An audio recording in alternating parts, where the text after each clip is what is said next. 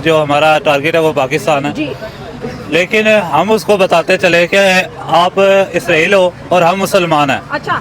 और जो मुसलमान एक दफ़ा जाग जाए ना, उसको मुसलमान को ना अपनी जो जो उसका ईमान है, अगर वो अपने ईमान पे आ जाए ना, तो वो दुनिया की जो सुपर पावर है। अब देखें अफगानिस्तान ने अमेरिका 20-25 साल क्या लड़ता रहा है अफगानिस्तान में। अफगानिस्तान ने अपना ईमानी कुव्वत दिखाई और अमेरिका भी वहाँ से भाग खड़ा हुआ। और अब इंशाअल्लाह अज़ीज़ अब पाकिस्तान के अंदर भी मुसलमानों के अंदर शऊर आ रहा है और आहिस्ता आहिस्ता पूरी दुनिया में उम्मत मुसलमान इकट्ठी हो रही है। तो इंशाअल्लाह इसराइल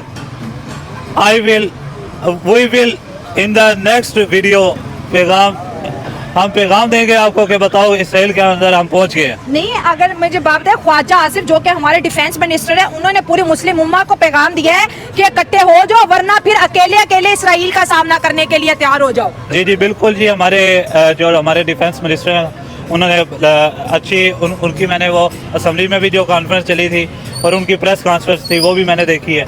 तो माशाल्लाह उन्होंने बहुत अच्छा बोला है। और क्योंकि हज़ूर पाक सल्लल्लाहु अलैहि वसल्लम का फरमान है कि उम्मत मुसलमा एक जिस्म की मानद है।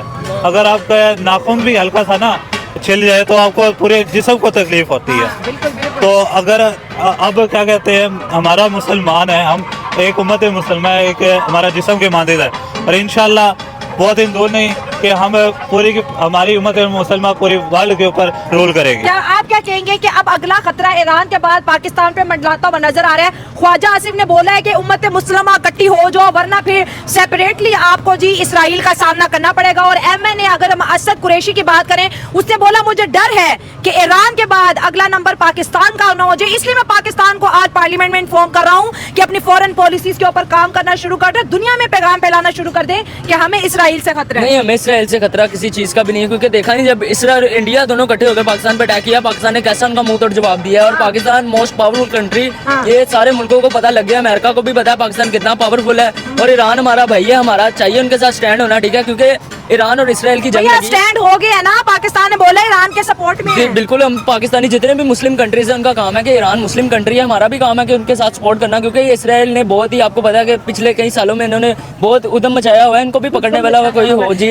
इसराइल कहते हैं मैंने किसी इस्लामिक कंट्री के बाद एटम बम होने ही नहीं देना। इसराइल पाकिस्तान तो बन गया, ईरान नहीं बनेगा एटम बम। ये उसकी गलत फहमी है, ये उसकी गलत फहमी है। हम दूर करेंगे इसराइल की, ठीक है। ये तो कोई ढकी छुपी बात ही नहीं है, ये तो उनका पुराना मकसद ही, उनके इसराइल का मकसद ही यही है। जिससे वो सबसे ज़्यादा डरता है वो एक ईरान है। उसका प्राइम मिनिस्टर जो है नेतन्याहू, उसने खुद कहा हुआ है कि हमें सबसे पहले हमारे निशाने पे ईरान है, उसके बाद पाकिस्तान है। उनका बड़ा क्लिप वायरल हो रहा है उसका। पहले नंबर पे ईरान है, फिर दूसरे नंबर पे पाकिस्तान है, हम इसको कैप्चर करेंगे। अब देखें ना, ये एक ग्लोबल इशू चल रहा है, इसके नीचे बहुत सारी रीजंस हैं जो हमें नहीं पता, आम आदमी को नहीं पता। बेसिकली उनका टारगेट ये है कि सबसे पहले जो है ईरान को पकड़ना है, ईरान पकड़ा जाएगा, फिर वो इंडिया को कहेंगे इसराइल वाले कि यार आप पाकिस्तान के साथ छेड़खानी करो, हम आपको सपोर्ट करेंगे। जब जाहिर सी बात है ईरान पकड़ा गया, इसराइल इधर ईरान में आ गया, इंडिया पाकिस्तान के ऊपर अटैक करेगा, पाकिस्तान वो इसको काबू कर लेंगे। बेसिकली उसके इन सब के पीछे अमेरिका है, USA जो बैक सपोर्ट कर रहा है वो USA है। CI जो इंटरनेशनल एजेंसीज हैं वो है, वो इनको मुस्लिम को इकट्ठा नहीं होने देती। दूसरा उनको सबसे बड़ा जो खतरा है वो चाइना से है, वो टारगेट चाइना को कर रहे हैं। ये हम जा रहे हैं जंग अजीम वर्ल्ड वॉर 3 की तरफ। आपने वर्ल्ड वॉर कह दिया, मैंने जंग अजीम कह दिया, वर्ल्ड वॉर 3 की तरफ हम जा रहे हैं। तो ये स्टार्ट हो चुकी है, जब यूक्रेन और रशिया का कॉन्फ्लिक्ट स्टार्ट हुआ था, ये हो चुकी है स्टार्ट, और इसने आगे फैलना है। ये तो हमारे जो बड़ी बड़ी किताबें हैं मुसलमानों की, जो हमारी, उसमें पहले से मेंशन ये लिखा हुआ है कि यार ये होना है, ग्रेटर इसराइल बनना है, मुसलमानों पे ज़वाल आना है।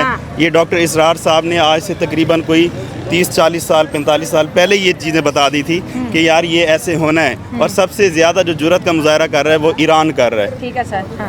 हमारे पास ईरान के, हमें तो उसको सलूट पेश करना चाहिए कि यार जो अभी हो सकता है वो एटमी ताकत हो, मगर वो दुनिया के सामने नहीं है कि वो एटमी ताकत है, मगर उसने एटमी एक थ्रेट है, यही तो थ्रेट है कि ईरान, एक पाकिस्तान, फिर एक ईरान आ जाएगा। अब देखें ना, उसने अपनी जुर्रत बहादुरी का मुजाहरा किया। देखिए चोर जो होते हैं, जो जासूस होते हैं, 2 नंबर बात, वो हर जमात में शामिल होता है, चाहे वो मुस्लिम हो, जो भी हो, CI हो, जो भी हो, उसके अंदर भी शामिल हो गए एजेंट वगैरह। ईरान के अंदर भी थे, जिनकी वजह से उन्होंने ईरानी जो मेन स्ट्रीम आदमी थे उनको टारगेट किया। उनके सर देखिए